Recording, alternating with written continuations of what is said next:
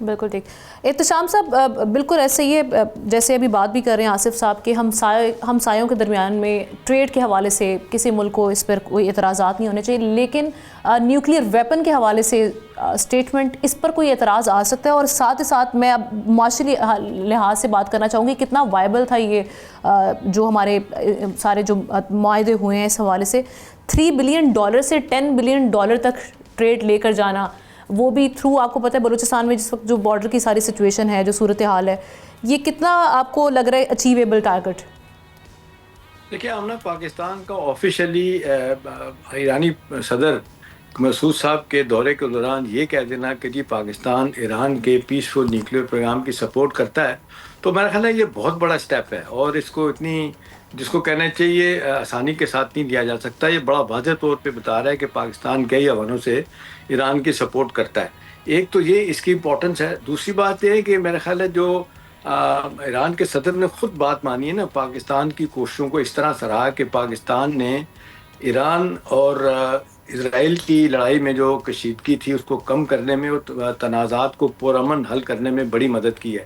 تو یہ بڑا واضح طور پہ بتا رہا ہے کہ پاکستان نے اپنے گڈ آفیسز کو جس طرح امریکہ کے ساتھ استعمال کیا وہ اس کو ریکگنائز کر رہے ہیں، ایکنالج کر رہے ہیں. اور پھر یہ کہ آپ نے دیکھا کہ جب فیلڈ مارشل عاصم منیر امریکہ کے دورے پہ تھے اور وہاں پہ پریزیڈنٹ ٹرمپ نے انہیں کہا تھا کہ آپ ایران کو آپ زیادہ سمجھتے ہیں اور آپ ان سے بات کریں. یہ ایران پہ حملے سے پہلے کی بات ہے، وہ تو خیر چیزیں نہیں ہو سکی.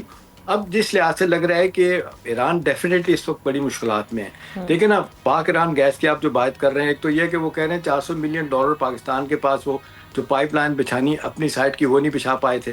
پھر یہ اسٹیٹ ڈپارٹمنٹ کی سینکشن اتنی زیادہ ہے کہ اس حوالے سے آپ نے دیکھا کہ ایران بھی ہندوستان بھی کئی حوالوں سے بھاگ گیا تھا، اس نے ایران کے ساتھ کوآپریشن نہیں کیا تھا. تو یہ لگ رہا ہے کہ پاکستان اگر یہی صورتحال چاہے گا کہ امریکہ کے ساتھ تعلقات بہتر ہوں، ریجن میں ایران کا رول بڑھے، تو پاکستان کسی وقت امریکیوں کو کہہ سکتا ہے اور شاید امریکی کہیں کنونس ہو جائیں اور یہ بنانے کی اجازت دیں. تو میرا خیال ہے ہمارے لیے بہت ایک اچھا مسئلہ ہو جائے گا. گیس پائپ لائن کا بچنا ہمیں ایک بہت بڑی، لیکن ہماری گیس تو خیر ہمارے آلموسٹ ختم ہو گئے ہیں. اب اگلے میرا خیال ہے 20-25 سال کے رہ گئے ہیں، وہ بھی اگر ہم کمرشل بنیادوں پہ استعمال کرنے کی اجازت دے دیں تو یہ میرا خیال ہے ایک بہت بھی ون ون سچویشن ہو سکتی ہے. باقی ہم نا اقتصادی فرنٹ پہ میرے خیال میں جو بہت بڑی خبر ہے نا اس دورے میں وہ یہ ہے کہ جس طریقے سے فیصلہ کیا ہے کہ فری ٹریڈ ایگریمنٹ کیا جائے. یہ ایک بڑے عرصے سے چل رہا ہے معاملہ، دونوں ملکوں کے درمیان فری ٹریڈ ایگریمنٹ نہیں ہو رہا، اور یہ طے کیا گیا کہ جی جلد سے جلد اس کو تکمیل پہنچایا جائے. اور ساتھ ساتھ یہ جو کہا گیا ہے کہ جی نان ٹیرف بیریئر ختم کیا جائے. یہ نان ٹیرف بیریئر جو ہے نا یہ چاہے اپنا ایران کی طرف سے ہیں، اگر یہ ختم ہوتے ہیں، اس میں کمی آتی ہے تو پاکستان کو بہت فائدہ ہوگا.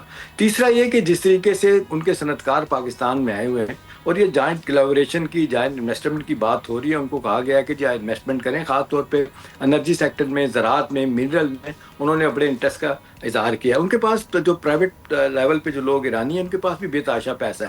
اب ظاہر سینکشن کی وجہ سے وہ کام نہیں کر سکتے.